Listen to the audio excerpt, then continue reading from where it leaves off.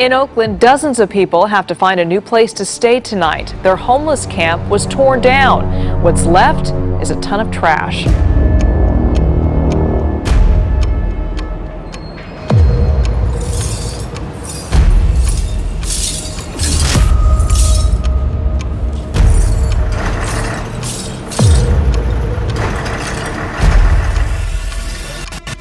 I don't like being homeless. I have nobody. Nobody to help me. Not even my own mom, my baby daddy, nobody. It's hard.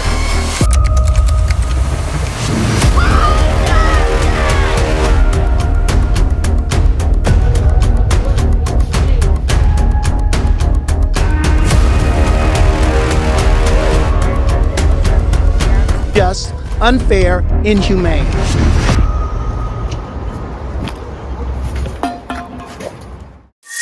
Welcome Homeless Life Stories. 5,490 people. That's how many lives exist outside the California dream in Oakland as of early 2025. A small number compared to the 7 million residents of the greater San Francisco Bay Area, yet a deep fracture in the soul of a city once radiant with faith and promise.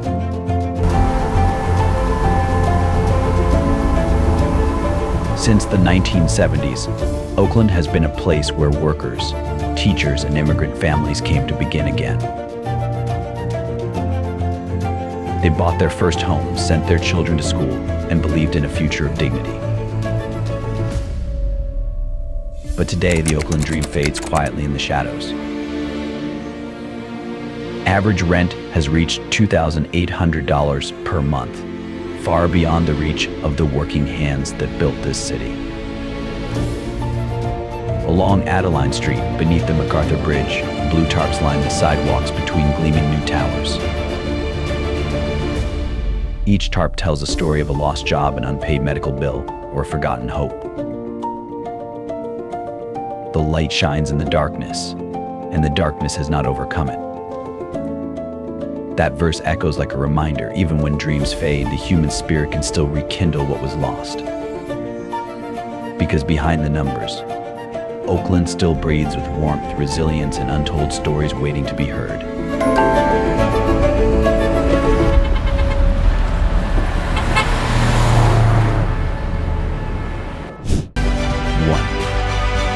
Oakland's golden past and fading dreams.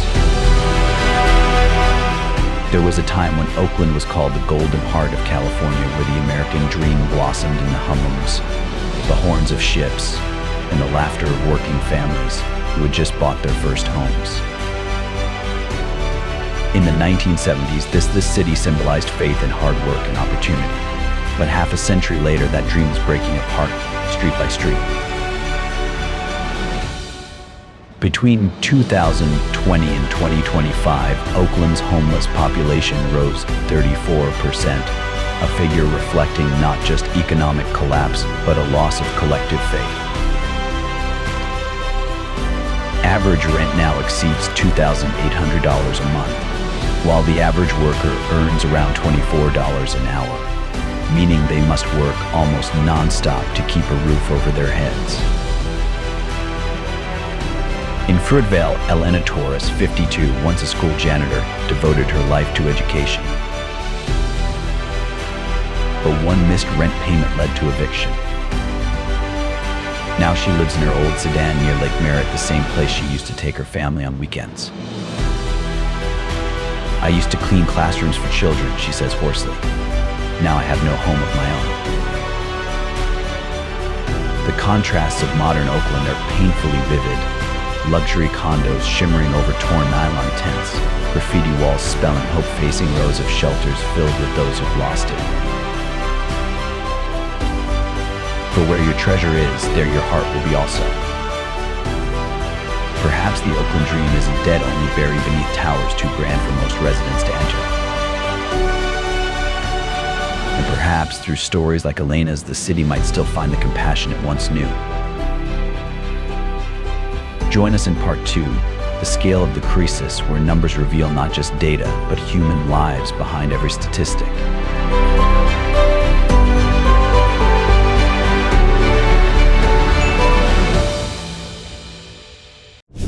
2. The scale of the crisis. Beneath Oakland's modern veneer new cafes, renovated buildings, Innovation City campaigns lies another reality. The 2024 count recorded 5,490 unhoused individuals, a 9% increase from the previous survey. That may seem small, but each percent means hundreds more losing the place they once called home.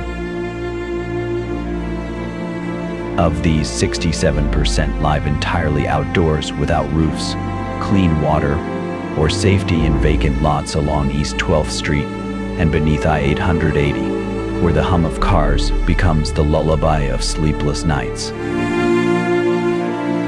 A painful truth endures. Black residents make up only 23% of the city's population, yet account for over 55% of the homeless, a legacy of redlining, unequal employment, and broken welfare systems. Marcus Lee, 45, once worked as a mechanic in West Oakland. When the garage shut down during the pandemic, he lost his job, his home, and his confidence. Now, beneath the MacArthur Bridge, he shelters under a tarp, keeping a few old tools close. I used to fix engines so people could get to work, he says softly. Now I can't fix my own life. Even as the city increased aid budgets by 20% over 2023, the numbers kept climbing. Each cleared encampment reappears somewhere else further away, more hidden. Remember those in chains as if you were bound with them. Hebrews 13:3. That verse reminds us those shivering outside are not a social issue, they are part of us. In part 3, the roots of collapse will trace the deeper causes from soaring rents to a welfare system on the brink where the dream of home is fading into illusion.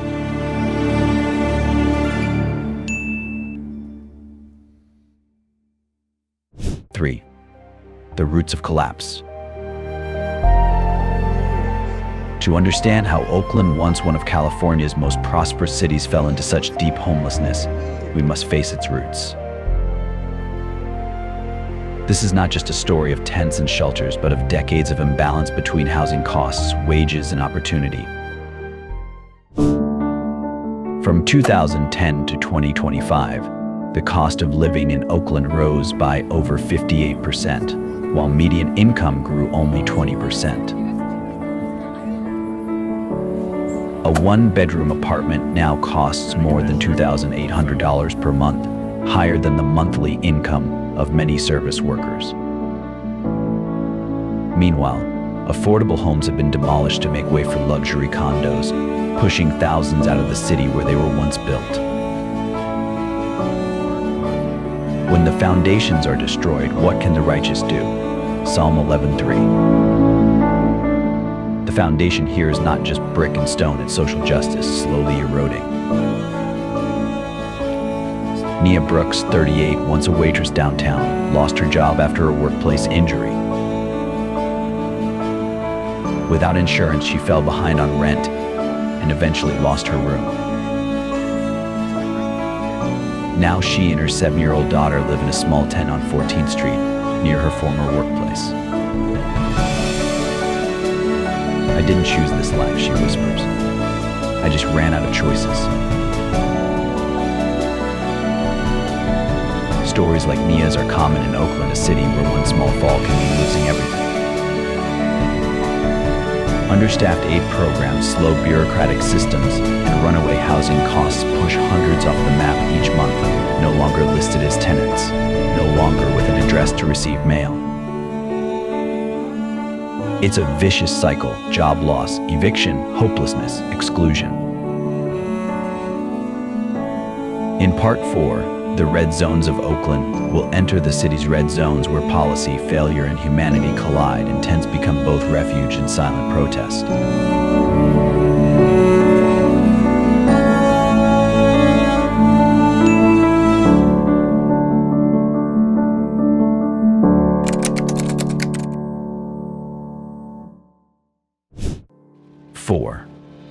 The red zones of Oakland. Walk through Wood Street or East 12th Street on a misty morning and you'll see two worlds coexisting. On one side, vibrant murals celebrating Oakland's free spirit. On the other, rows of patched tents and cooking smoke rising between car horns. This is the city's red zone where enforcement, compassion, and survival meet, sometimes violently. Authorities have repeatedly ordered camp evictions, citing fire and sanitation risks. But each time a camp is cleared, new tents rise weeks later because for many, that patch of ground is the only home left. Vanessa King, 41, has been displaced at least 5 times. Each time, she packs her world into a single cart, a few clothes, a family photo, and her cat, Rosie. I don't leave because I have nowhere else to go, she says. At least here, I still have neighbors. Encampments like Wood Street once housed up to 200 people, many living there for years. They built their own rules, shared food, and protected one another, a small society within a city. When the camps are destroyed, not only are the tarps lost, but the fragile communities vanish too. Love your neighbor as yourself. That verse reminds us humanity cannot end at cleanup orders. You can clear a camp, but you cannot erase the roots of despair. In Part 5, the elderly forgotten builders of Oakland will meet those who once built this city, now searching for shelter beneath the streets they helped create.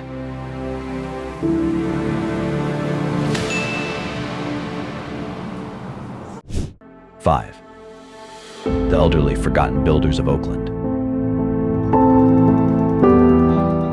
Across scattered camps near 19th Avenue and West Grand, gray hair glints under worn blue tarps. These are the builders of Oakland, retired workers, teachers, drivers, and carpenters now sleeping under the structures they once raised. By 2025, seniors make up nearly 18% of Oakland's unhoused population, around 900 people, double the figure 5 years ago. Those who once paid taxes, raised families, and strengthened their community have become invisible in the city they loved. Harold Jenkins, 70, once a high school teacher at Oakland Tech, lost everything after his wife's death and a series of medical bills. Now he lives in an old car near Mosswood Park. On the back seat lie yellow textbooks, his only remaining link to the classroom. I used to teach my students about the future, he says softly. Now I just hope for a place to sleep. His story isn't rare. Many retirees survive on pensions of around $1,600 a month, while rent starts at $1,400, leaving no margin for illness or delay. One hospital visit, one unpaid bill, one broken appliance, and they fall off the edge. Shelters for seniors are often understaffed, overcrowded, and unsafe. Some choose to remain outdoors, holding onto the only freedom left, the right to decide how to live, even under open skies. Honor your father and your mother, that your days may be long upon the land. That commandment extends beyond families, it speaks society itself. Remember those who built this city, do not let them fade among concrete and cold winds. Every wrinkle, every trembling hand is a living page of history. And when those who built Oakland must wander its streets, it is no longer a personal tragedy, it is a collective failure. In Part 6, Children, A Stolen Childhood, will face another side of the crisis where childhood itself is taken, and the young learn survival before they ever learn to dream.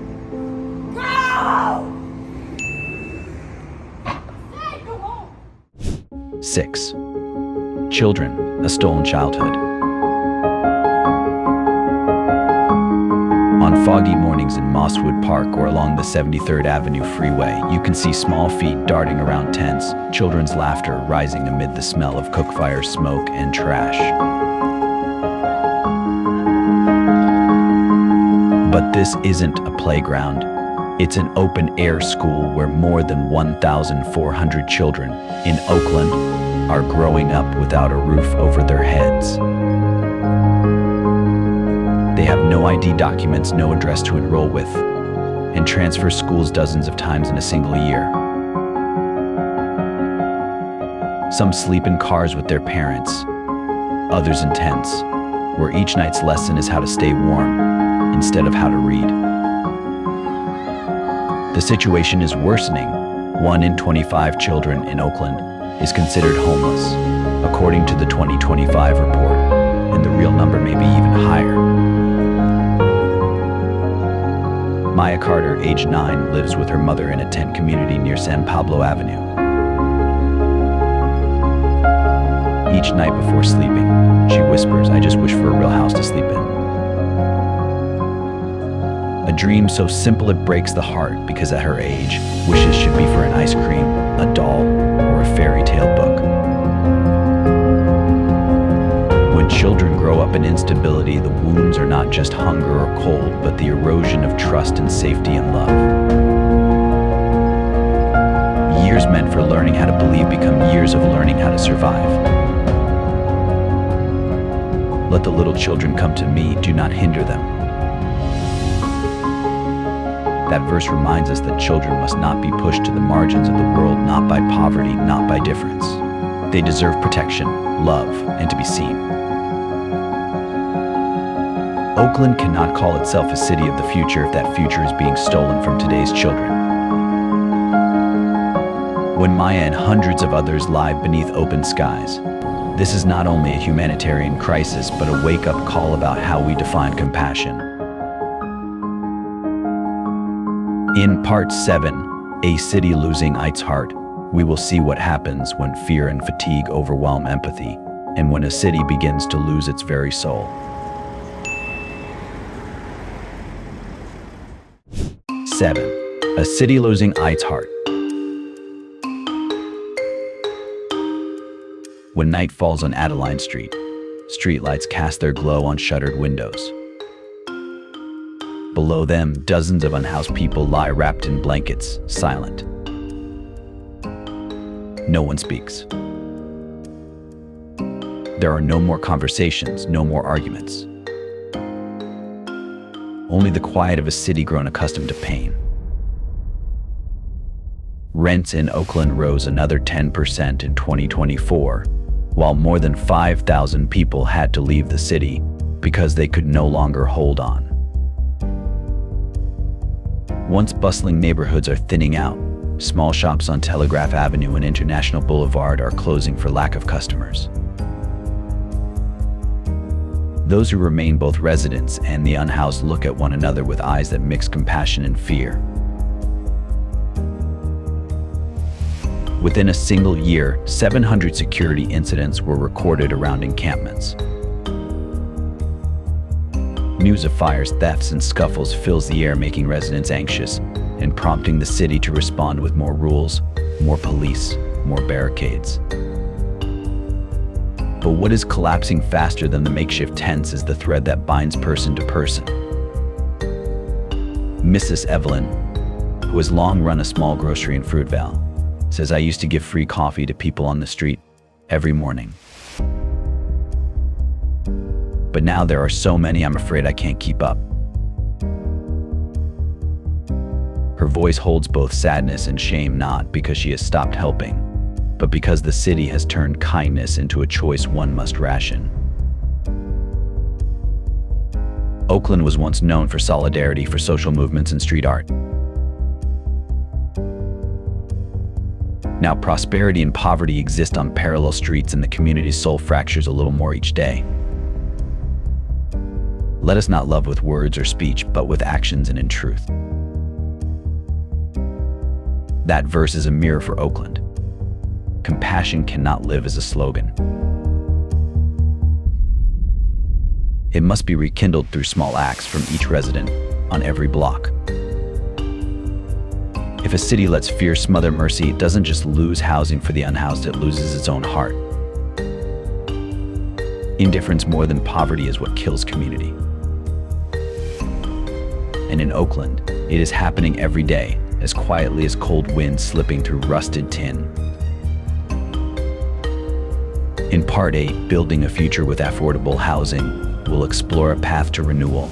Can new policies and initiatives truly restore trust and help the city find its lost heart? When they do that, they're getting manipulative to get what they want. 8. Building a Future with Affordable Housing. Amid the empty streets of West Oakland, once a bustling industrial center, only graffiti-covered walls and rows of abandoned houses remain. Yet among these ruins, a small hope is being rebuilt with brick and human kindness. In 2025, the city approved just 300 affordable units, while the real demand is 10,000. The gap between goal and reality is vast. Still, new models such as modular homes, low-cost units at about $150,000 each, are opening another path forward. At the same time, nonprofits are partnering with the city to develop land trust communities, commonly owned land that keeps housing insulated from speculative price surges. An old parcel on East 12th Street has become Hope Village, with 40 small homes, a shared garden, a communal kitchen, and therapy spaces. For those who once wandered the streets, this is not just a roof, it's the beginning of a new life. Policy planners stress that, with streamlined permitting and smarter budget reallocation, Oakland could build 1,500 affordable homes each year. The key is not only money, but political will and collective resolve. I will restore to you the years the locusts have eaten. That promise rings like a vow to the city. However much has been lost can be reborn if we sow trust through action. But for houses to become true homes, more than bricks and mortar are required.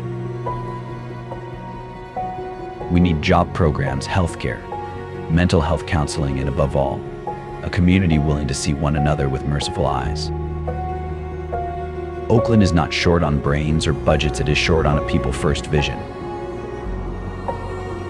When housing is no longer treated as a privilege but as a basic human right, this city will truly revive.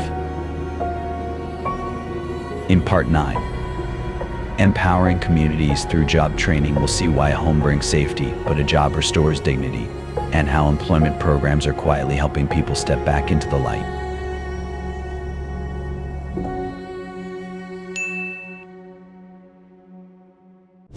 Nine. Empowering communities through job training. If housing is where a life begins again, work is how a person finds their dignity. In Oakland, where more than 5,000 people still wander in the shadow of poverty, what they long for is not only a roof, but the chance to contribute, to belong again. As of 2025, only 1,500 unhoused residents receive job training, and fewer than 10% secured stable employment. That statistic says it all: a support system still fragmented, patchwork, and insufficient to ignite the power within the community itself. Even so, sparks are appearing. In West Oakland, the Hands Rebuild Hope project trains unhoused residents and construction people who once built tents now learn to build real homes. Over 60% of trainees have found jobs after the course, and some helped construct Hope Village itself. On the first day, I only wanted a meal. Now I have a trade, friends, and a reason to wake up. Shares Raymond, a 42-year-old trainee role. Beyond trade skills, other programs connect participants to community services, green energy, and urban agriculture. In Fruitvale, the Urban Roots Initiative transforms empty lots into micro-farms, where those who once slept outdoors now grow vegetables for local markets. Work brings not only income, but the feeling of being needed. The one who is unwilling to work shall not eat. 2 Thessalonians 3:10, not a harsh decree, but a reminder of the dignity of honest labor, that work is a source of pride, a piece of the soul that cannot be taken away. Experts say that if Oakland invests more robustly in 5 community job training hubs and builds partnerships with local businesses, the city could help over 3,000 people a year break the cycle of poverty. This is not only an economic solution, it is a medicine for social healing. When someone finds work again, they don't just escape homelessness, they reclaim the authorship of their own story. And in the final part, a call to see and act, we will face the largest question of all. Does Oakland have the courage to look directly at its wounds and begin the work of healing together?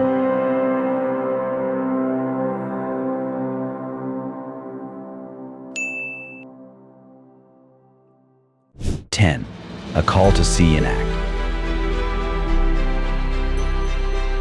Oakland, the city of street drums and radiant murals, now echoes with another sound, the sighs of those with no home to return to. More than 5,490 people still live on the edge between existence and oblivion.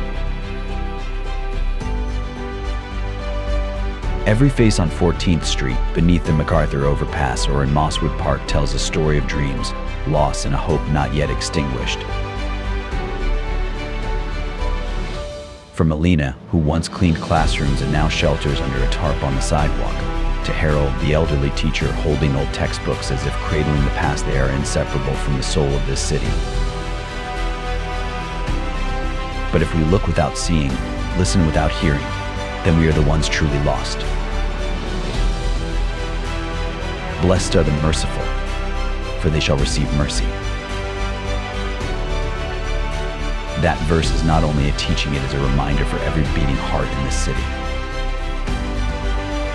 At Homeless Life Stories, we believe every story deserves to be found. We are launching a special project called Finding Missing Loved Ones, a journey to reconnect unhoused individuals with their families, who may have searched for years without knowing their loved one is alive, lost in life. If you once knew, encountered, or are searching for someone who has disappeared, please leave a comment or contact us. Who knows, a single detail may open the door to a reunion in a city that has nearly lost its faith. Oakland still has a chance to heal, but that begins not with budgets or resolutions, it begins with every heart willing to open. Remember, change does not require a giant to stand up, it needs you, me, and compassion resilient enough not to fade. Hope is built through action. May the day come when, as the sunset spills over Oakland streets, no one will call the curb their home.